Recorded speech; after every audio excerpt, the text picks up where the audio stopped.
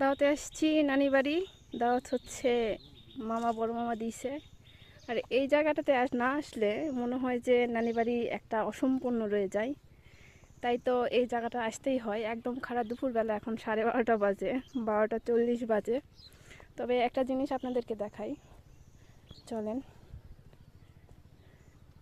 এই গাছগুলো কি চেনা যায়? হ্যাঁ, কখনো কি দেখছেন? আমিও এর আগে দেখি নাই, তবে দেখেছি। অনেক সুন্দর, মাশাআল্লাহ। একটা গাছ তুলি, কি অবস্থা!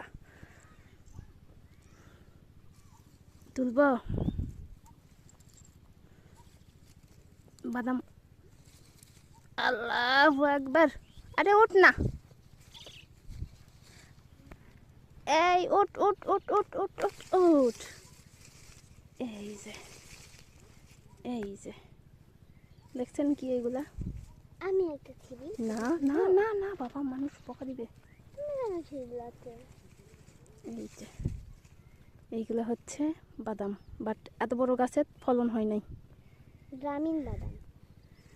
একদম ফলন হয় নাই, এত বড় গাছ। থাক। টাটা। তো এই তো হচ্ছে এটা বাদামের ক্ষেত। আমি কখনো এইভাবে বাদাম তুলে দেখি নাই, আজকে প্রথম দেখলাম। তো যাই হোক, কেমন লাগলো সবার অবশ্যই জানাবেন কিন্তু কমেন্ট করে। তবে পরিবেশটা মাশাআল্লাহ অনেক সুন্দর, সুবহানাল্লাহ। এইটা সম্পূর্ণ একদম পানিতে ভরে যাবে।